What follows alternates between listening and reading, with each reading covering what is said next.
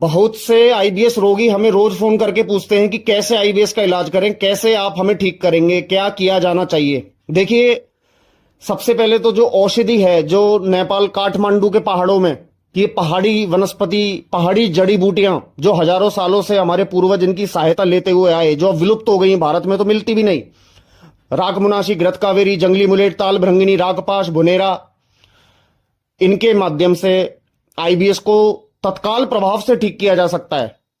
और दूसरा, कुछ वैदिक क्रियाएं जो हम करने का सबको कहते हैं, वैदिक मंत्र। अब जब हम वैदिक मंत्रों की बात करते हैं तो ये केवल कोई आस्था नहीं है, किसी ने आस्था से जाप कर लिया। ये शुद्ध ध्वनि विज्ञान है।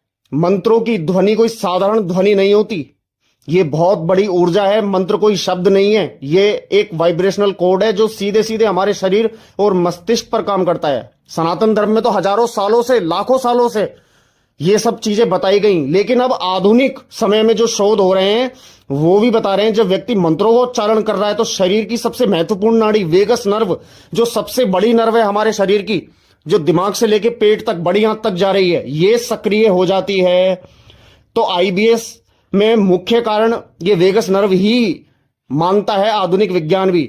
इसी के कारण तनाव बढ़ता है, तो पेट और दिमाग, इनको सिग्नल गलत मिलता है, संकेत गलत मिलता है। तो आंतें या तो तेज हो जाएंगी तो डायरिया हो जाएगा, और आंतें धीमी हो जाएंगी तो कब्ज हो जाएगा, गैस बढ़ेगी, कभी दर्द होगा, ऐठन होगी, पेट टाइट होगा या पेट फूलेगा। अब यहां मंत्रों का सारा खेल शुरू हो जाता है यहीं से। जब आप किसी भी वैदिक मंत्र का उच्चारण करते हैं तो शरीर में एक विशेष कंपन उत्पन्न होने लगती है, और इस कंपन का असर भी 3 तरीके से होता है। पहला, मस्तिष्क की तरंगें धीमी हो जाती हैं। दूसरा, श्वास जो है वो गहरी और संतुलित होती है। तीसरा, नर्वस सिस्टम जो है वो शांत अवस्था में चला जाता है हमारा। और जैसे ही नर्वस सिस्टम शांत होता है वैसे ही आंतों की गति अपने आप संतुलित होने लगती है, जिससे आईबीएस के लक्षण अपने आप दूर भागने लगते हैं। यही कारण है कि नियमित मंत्र जाप से पेट की ऐठन कम होना, गैस ब्लोटिंग कम करना और मल त्याग का जो पैटर्न है वो स्थिर हो जाता है। मंत्र शरीर में बहुत तेजी से बदलाव लाते हैं। तो इन्हीं सब तरीके से हम आईबीएस को जड़ से खत्म करते हैं, करते आए हैं पिछले कई वर्षों से।